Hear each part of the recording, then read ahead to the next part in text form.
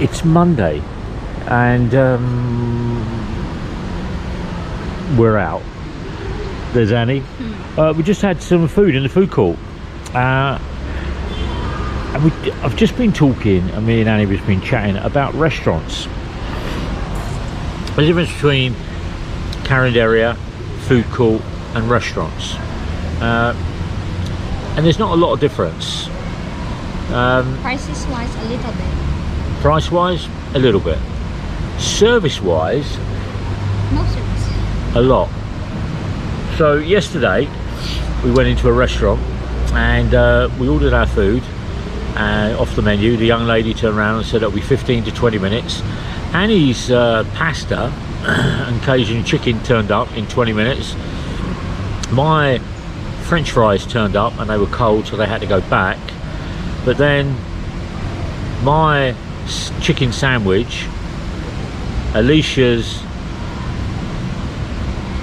chocolate brownie with ice cream, and took another 45 minutes.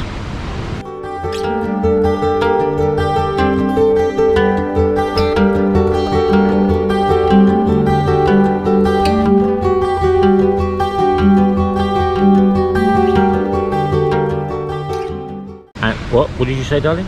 I said the sandwich is horrible. The sandwich was horrible. You did not finish the one slice. And so that's a famous restaurant here in Davao. And when we turned around and spoke to the lady, because other tables around us were being served, when we turned around and said, oh, "Where's our food?" We've turned around and been here, and she. It's not really. So not really take a lot of time to make a sandwich. No. So what the young lady turned around and said to me was, "I will check on the bill to see how long you've been waiting." Interesting. So disbelieving that I've been sat in a restaurant for 45 minutes, even though I've had 2 beers and a set of drinks. When she comes back, she brings the food back, and we asked to speak to the chef. The chef comes out and says that it's taken 45 minutes to make crisps.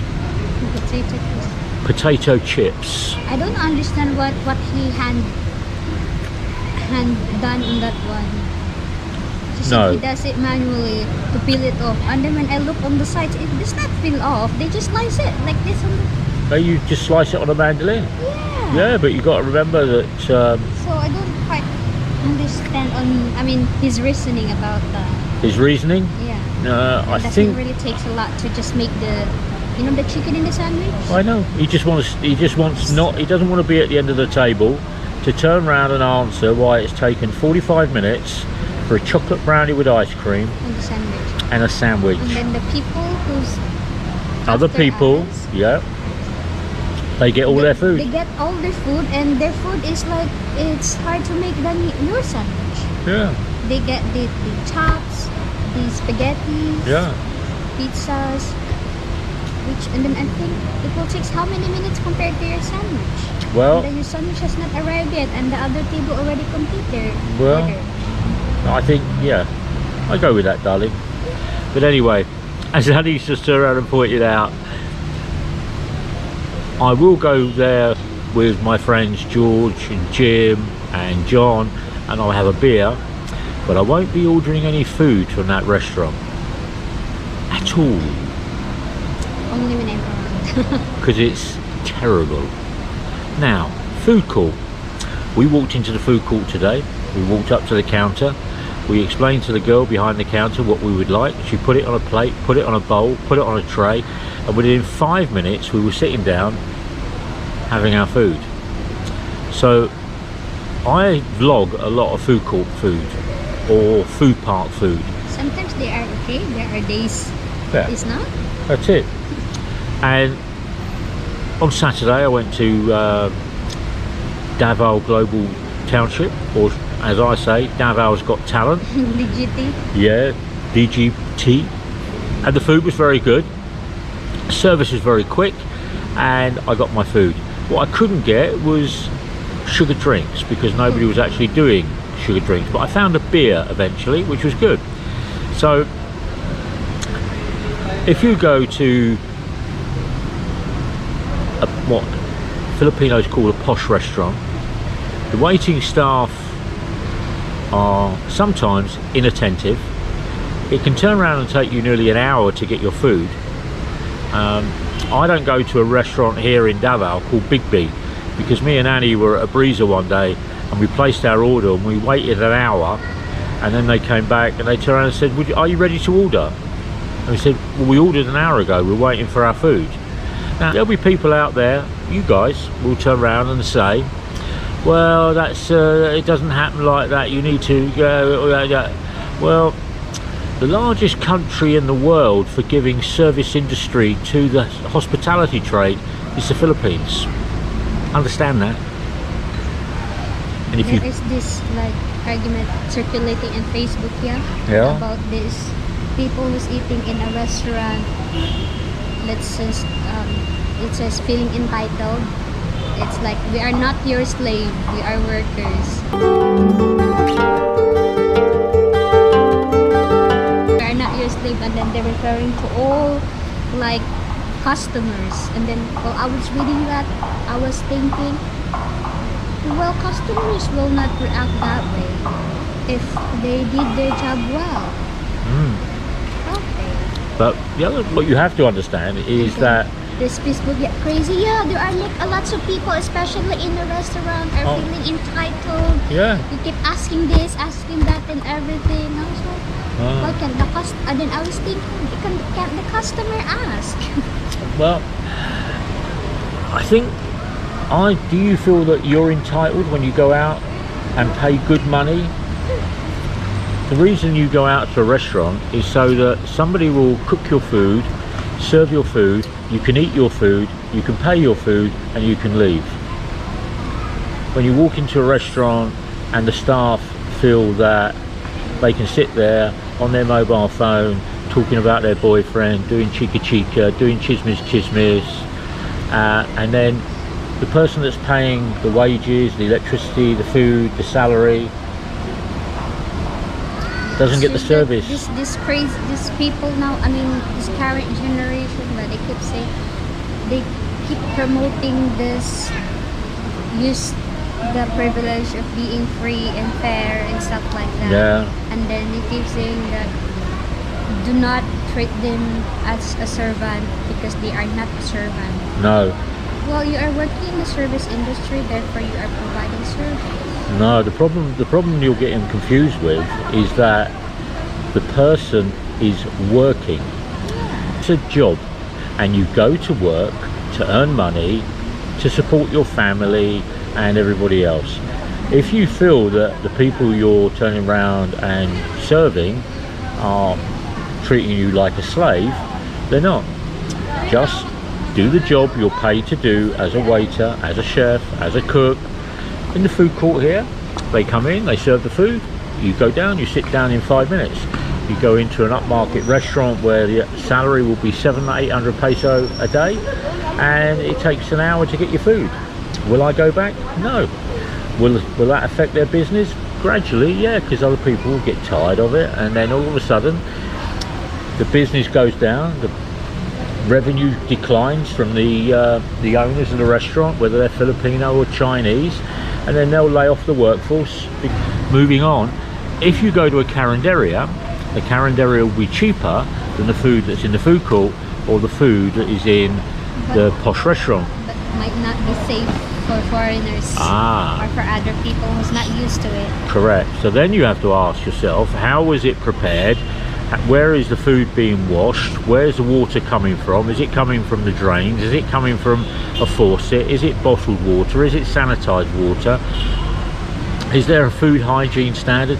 So I do eat in carinderias when I travel, and I do eat in food courts, which is just like a little bit posher carinderia, and I eat in posh restaurants.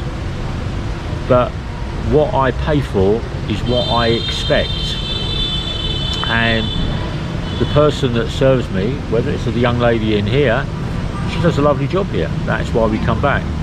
And the reason we're back here in the food court now is because they've lowered their prices.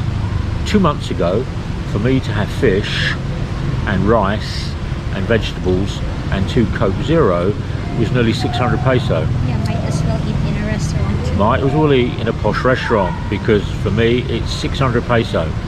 Today, Annie and me ate here for 420 peso. Same food. For people here, that's already expensive. It is done. It's already 1 day salary. Yeah, but it's not inflation. That's what you got to understand. Inflation is not driving down the prices here. What's driving the prices down is people aren't eating out as much as they used to. Sorry. Yeah. Annie's tickling my leg with her feet, and I think it's a mosquito or a fly or a bug. Whoa. And Annie thinks it's funny. Anyway, we're at SM today. They've started work over here. After a year, they've got the green screens up, but I'll vlog that in a second. Take care. Like, share, subscribe. So in the last 6 months, I've been coming to this part of SM Langen. You've got the hospital over there, and then you've got the lanes down here, which is nearly finished, and they're putting up another 2 condos. This is Lakeshore Drive, and it's all been stagnant. There's not been a lot going on, but today the crane is moving.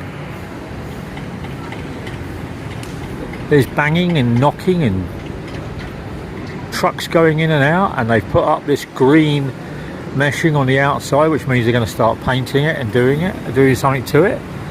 It seems good. It seems like they got some money to turn around and finish off these condos in Lakeshore Drive, instead of them just sitting there looking like an eyesore. It's been 4 years. I had a problem with the Lakeshore that the water disappeared, but now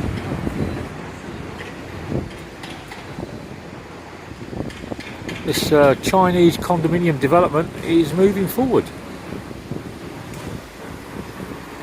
Radisson Inn is here, and then behind it is 5, 6 condos. But as you just saw, the crane is going backwards and forwards, and it's bringing up or clearing rubbish from the top down. But for me, it's the covering on this condo. I don't know what's happening with this one. Maybe they're just finishing this one off and getting this one ready, because it's the easiest one. But eventually the windows will go in and the AC will go in. And as I've said, a friend of mine, Larry, he's got a condo in the first one which finished about a year ago, but he didn't have any windows and AC and fittings. But he'd actually made his final balloon payment. Development. Is a condo a wise move? A lot of people I talk to say no. But a lot of people here in the Philippines that are working to sell them are saying yes. And I get a load of grief when I vlog condos that aren't selling, like Verdun Park and Paragon, and the ones at Azuela, and the ones at Avida, and the ones that are all downtown. The ones that have all sold are the ones over at Azuela Cove, but that's what's known as Billionaires Row, and the new thing that's being built over there is the bridge. Anyway.